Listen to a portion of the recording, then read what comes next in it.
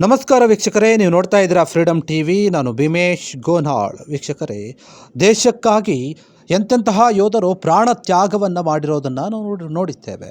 ದೇಶ ಪ್ರೇಮಿಗಳು ದೇಶಕ್ಕಾಗಿ ಏನು ಬೇಕಾದರೂ ಮಾಡ್ತಾರೆ. ಅದೇ ರೀತಿಯಾಗಿ ಇಲ್ಲೊಬ್ಬ ಮಹಿಳೆ ದೇಶಕ್ಕಾಗಿ ಯಾರೂ ಮಾಡಿದಂತಹ ಒಂದು ಸಹಾಯವನ್ನು ಮಾಡಿದ್ದಾಳೆ. ಅದನ್ನು ಕೂಡ ನಾವು ಈಗ ನೆನಪಿಸ್ಕೊಳ್ಬೇಕು. ಯಾಕಂದರೆ ಅವರೀಗ ನಮ್ಮನ್ನೆಲ್ಲ ಬಿಟ್ಟು ಆಗಲಿದ್ದಾರೆ. ಒಬ್ಬ ಮಹಿಳೆ ತಾನು ಸೇನೆಗೆ ಸೇರಿಲ್ಲ, ಯುದ್ಧವನ್ನು ಕೂಡ ಮಾಡಲಿಲ್ಲ. ಆದರೂ ಕೂಡ ಯುದ್ಧದ ಸಮಯದಲ್ಲಿ ಭಾರತಕ್ಕೆ ದೊಡ್ಡ ಮಟ್ಟದ ಒಂದು ಸಹಾಯವನ್ನು ಮಾಡಿದ್ದಾರೆ. ಆ ಒಂದು ಸಹಾಯ ಬಹುತೇಕ ಜನರಿಗೆ ಗೊತ್ತಿಲ್ಲ ಅನಿಸುತ್ತೆ, ಆದರೆ ಅದನ್ನು ಇದುವರೆಗೂ ಕೂಡ ಯಾರೂ ಮಾಡಿಲ್ಲ. ಅಂತಹ ಒಂದು ದೊಡ್ಡ ಸಾಧನೆ ಅದು. ಹಾಗಾದರೆ ಅದು ಏನು ಸಾಧನೆ, ದೇಶಕ್ಕಾಗಿ ಅವರು ಏನು ಮಾಡಿದ್ರು, ಏನು ಕೊಡುಗೆಯನ್ನು ಕೊಟ್ಟರು, ಮುಖ್ಯವಾಗಿ ಏನು ಸಹಾಯವನ್ನು ಮಾಡಿದರು, ಈ ಎಲ್ಲ ವಿಚಾರಗಳನ್ನು ಇಂದು ತಿಳಿದುಕೊಳ್ತಾ ಹೋಗೋಣ. ನೋಡಿ, ನಮ್ಮ ಭಾರತ ದೇಶ ಏನಿದೆ, ನಮ್ಮ ಸುತ್ತಮುತ್ತಲಿನ ರಾಷ್ಟ್ರಗಳ ಜೊತೆ ಹೊಂದಾಣಿಕೆ ಇದ್ದರೂ ಕೂಡ ಆಗಾಗ ಕೆಲ ದೇಶಗಳು, ನಮ್ಮ ಸುತ್ತಮುತ್ತಲಿನ ದೇಶಗಳೇನಿದೆ, ಖ್ಯಾತೆ ತೆಗಿತಾ ಇರುತ್ತೆ. ನಮಗೆ ಗೊತ್ತೇ ಇದೆ ಪಾಕಿಸ್ತಾನ ಮತ್ತು ಭಾರತಕ್ಕೆ ಯಾವ ರೀತಿಯಾದಂಥ ಒಂದು ವಿರೋಧ ಇದೆ ಅಂತ. ಅವರು ಯಾಕೆ ಪದೇ ಪದೇ ನಮ್ಮ ಮೇಲೆ ದಾಳಿಯನ್ನು ಮಾಡ್ತಾರೆ, ಯುದ್ಧ ಮಾಡ್ತಾರೆ ಅಂತ. ಅದೇ ರೀತಿಯಾಗಿ ನಮ್ಮ ಪಕ್ಕದ ದೇಶ ಆಗಿರುವಂತಹ ಚೀನಾ ಏನಿದೆ, ಅದು ಕೂಡ ಅಷ್ಟೇ ಯಾವ ರೀತಿಯಲ್ಲಿ ಸ್ಪಂದಿಸುತ್ತೆ, ಯಾವ ಸಮಯದಲ್ಲಿ ಯಾವಾಗ ಹೆಂಗಿರುತ್ತೆ ಅಂತ ಗೊತ್ತಿಲ್ಲ. ಹೀಗಾಗಿ ಹಿಂದೆ ಭಾರತ ಮತ್ತು ಚೀನಾದ ಯುದ್ಧ ನಡೆದಿತ್ತು. ಆ ಯುದ್ಧದ ಸಂದರ್ಭದಲ್ಲಿ ಒಬ್ಬ ಮಹಿಳೆ ಸುಮಾರು 600 kg ಚಿನ್ನವನ್ನು ದಾನವನ್ನಾಗಿ ಕೊಟ್ಟಿದ್ದಾರೆ. ಅವರು ಯಾರೂ ಬೇರೆ ಅಲ್ಲ, ಅವರೊಬ್ಬ ಮಹಾರಾಣಿ. ಅವರ ಹೆಸರು ಕಾಮಸುಂದರಿ ಅಂತ. ಅವರೀಗ ನಿಧನರಾಗಿದ್ದಾರೆ, ನಮ್ಮನ್ನೆಲ್ಲ ಬಿಟ್ಟು ಆಗಲಿದ್ದಾರೆ.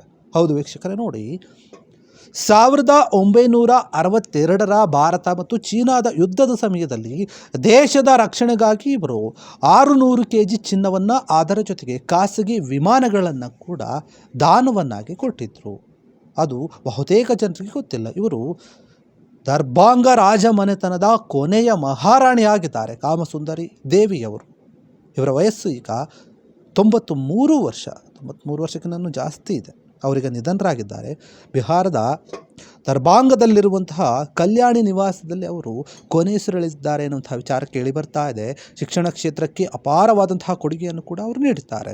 ದೇಶಕ್ಕೆ ಕೂಡ ನೋಡಿ, 600 kg ಚಿನ್ನ ಕೊಡೋದು ಸಾಮಾನ್ಯ ಒಂದು ಮಾತಲ್ಲ. ಈಗಿನ ಕಾಲದಲ್ಲಿ ಆ ಚಿನ್ನ ಎಷ್ಟು ಬೆಲೆ ಬಾಳುತ್ತಂತ ನಿಮಗೆ ಗೊತ್ತು. ಯಾಕಂದರೆ ಚಿನ್ನದ ರೇಟು ಅಷ್ಟು ದುಬಾರಿ ಆಗಿದೆ.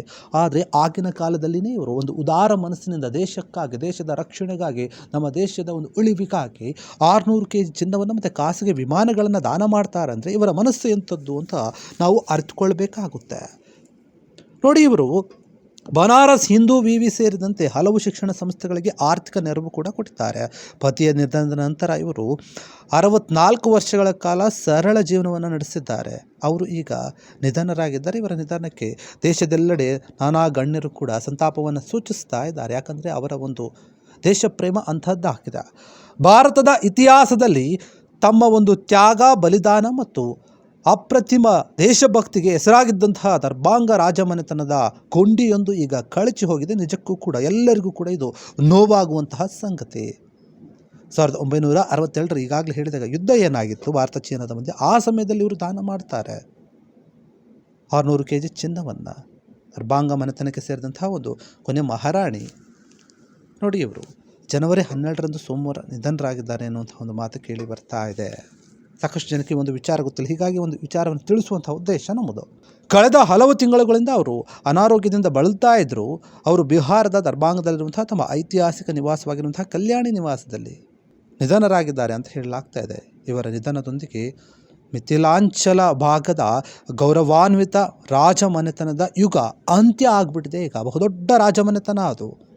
ದೇಶಕ್ಕೆ ಸಂಕಷ್ಟ ಬಂದಾಗ ಚಿನ್ನದ ಮಳೆಯನ್ನು ಸುರಿಸಿದ್ದ ರಾಜಮನೆತನ ಅದು. ದರ್ಬಾಂಗ ರಾಜಮನೆತನ ಭಾರತದ ಇತಿಹಾಸದಲ್ಲಿ ವಿಶೇಷ ಸ್ಥಾನಮಾನವನ್ನು ಪಡೆದುಕೊಂಡಂತಹ ಒಂದು ರಾಜಮನೆತನ. ಯಾಕಂದರೆ ನಾವು ಈ ಹಿಂದೆ ಯಾವ ಮನೆತನವನ್ನು ಕೂಡ ಇಷ್ಟು ದೊಡ್ಡ ಮಟ್ಟದ ಅಪಾರ ಪ್ರಮಾಣದ ಚಿನ್ನವನ್ನು ಸಹಾಯ ಮಾಡಿದ್ದನ್ನು ನಾವು ನೋಡೋಕ್ಕಾಗೋದಿಲ್ಲ.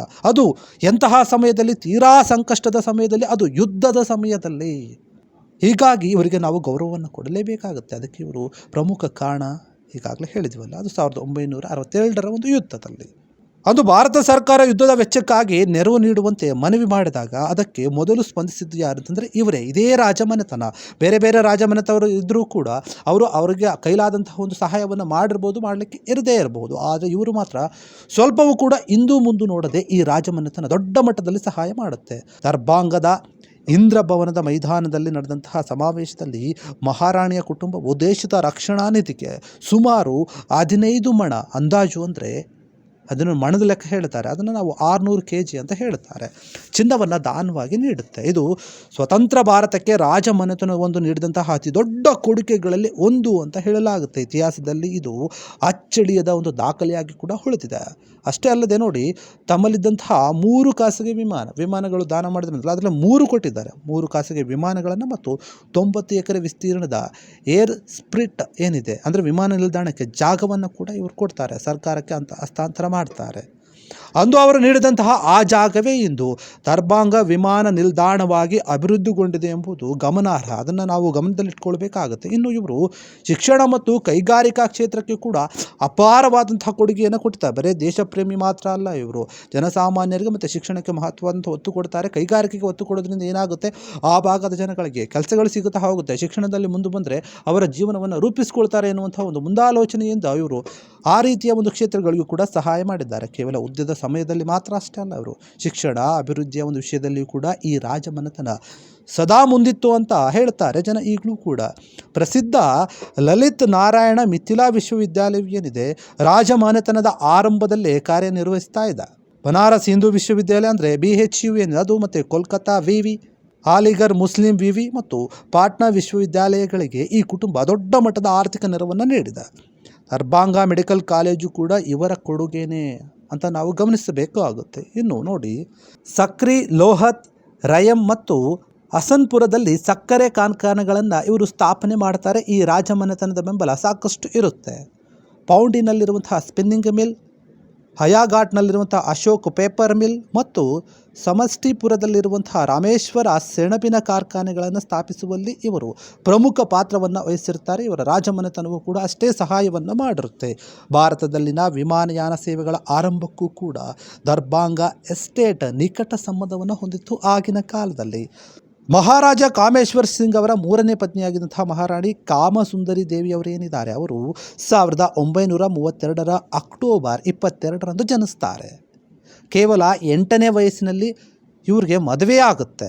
1962 ಪತಿ ಮಹಾರಾಜ ಕಾಮೇಶ್ವರ್ ಸಿಂಗ್ ಏನಿದ್ದಾರೆ ಅವರು ನಿಧನ ಹೊಂದ್ತಾರೆ. ಆ ನಂತರ ಸುಮಾರು 64 ವರ್ಷಗಳ ಕಾಲ ಇವರು ಒಂಟಿಯಾಗಿಯೇ ಜೀವನವನ್ನು ನಡೆಸ್ತಾರೆ, ವಿಧವೆಯಾಗಿರ್ತಾರೆ. ಇವರು ಮಹಾರಾಜರಿಗೆ 3 ಪತ್ನಿಯರಿದ್ದರೂ ಕೂಡ ಒಂದು ಮಗು ಕೂಡ ಆಗಿರಲಿಲ್ಲ, ಯಾವ ಮಕ್ಕಳು ಕೂಡ ಇರಲಿಲ್ಲ. ಆ ಮನೆತನವನ್ನು ಮುಂದೆ ನಡೆಸ್ಕೊಂಡು ಹೋಗೋಕ್ಕೆ ಯಾವ ಒಂದು ವಂಶಾವಳಿಯ ಒಂದು ಗಂಡು ಮಕ್ಕಳು ಇರಲಿಲ್ಲ, ಹೆಣ್ಮಕ್ಕಳು ಕೂಡ ಯಾರೂ ಇರಲಿಲ್ಲ ಅಂತ ಹೇಳ್ತಾರೆ. ಹೀಗಾಗಿ ಇವರ ಒಂದು ರಾಜ ಮನೆತನ ಅಂತ್ಯ ಆಗಿಬಿಟ್ಟಿದೆ ಇವರ ನಿಧನದಿಂದ.